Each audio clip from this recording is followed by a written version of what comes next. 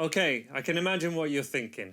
How can honey and a feather improve your strumming? This is just a reminder of the most powerful strumming lesson that I ever came across. This is so phenomenal for anyone struggling with strumming because it communicates how strumming should feel. And strumming is really something that should, once it's happening, it should happen naturally, but it never feels that way in the beginning. It does take some effort. And don't worry, you don't need honey or a feather to do this. We're just going to be using our imaginations for 1 second. So all I want you to do is imagine that you've dipped the fingers of your strumming hand into this honey, just a little bit of it, and then you get this feather stuck on the end of your fingers like this. What would you do? Well, you'd probably do something like this, right? You'd shake your hand.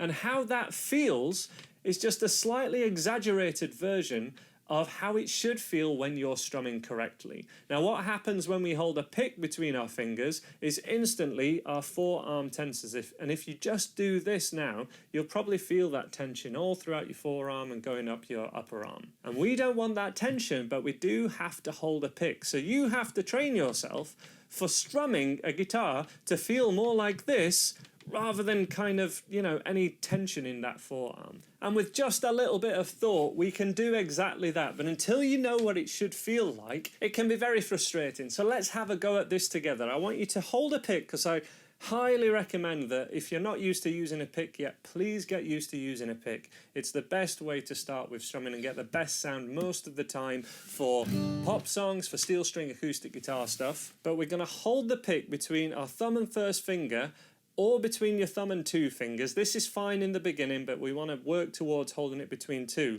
But we want to do that while keeping your wrist, forearm and arm loosey-goosey, okay? Just absolutely like you're holding the pick now, but imagine you've got that feather stuck to your finger with a little bit of honey on it, and just kind of do this, and that is what this strumming motion is going to sound like. And we're just going to focus on the right hand now, so I want you to mute your strings. If you're holding a guitar, we're going to mute the strings by laying the fingers lightly across the fretboard, and we're just going to think of this motion, just shaking it out, get that feather off, and we're just going to do down strums. Down, down, down, down. Just to a regular pulse, down, down, down, down. If you feel any tension at all, stop and just shake it off. And I'm doing this at quite an up tempo just to keep that shaking kind of feeling going. We're going to begin this up tempo. And just like that, and shaking it out, okay? We're going to do the same thing now with up strums, up, up, up. Now this is something that very few people practice, but the idea is we're going to get these up strums feeling just as natural as those down strums did a second ago. Up, up, up, up, while still being loosey-goosey. Now therefore, yes, we do have a slight motion of the wrist, but it's not completely wild because it's only a small motion. We are moving the arm a little bit, but just because it's loose, we're not moving it absolutely loads from the elbow or anything. We're just making it feel like a more controlled version of this. Once that's feeling right and that's something that you're comfortable with, we can do that with down and up strums, which is how higher level strumming is done. Things like 16th strumming, for example. And that would go to a count of 1E and a 2E and a 3E and a 4E and a.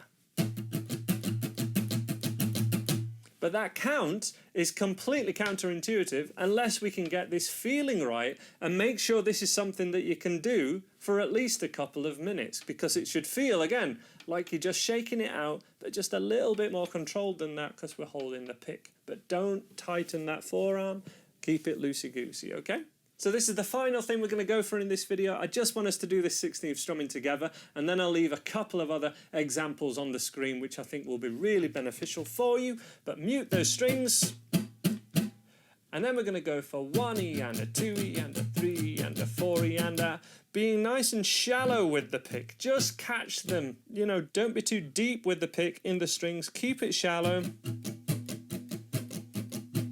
Just catch them nice and lightly. Let's do this together in 2, 3, 4. 1E and a 2E and a 3E and a 4E and a da da da da da da da.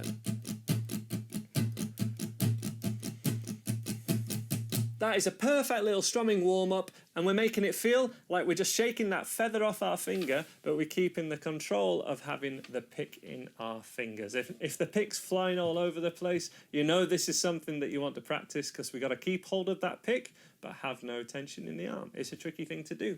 Bit of practice, you will get that. I'll leave some other recommended strumming tutorials on the screen for you now. Thank you so much for watching and for the support of you guys. It's really overwhelming. Thank you so much, and I hope to see you in another video.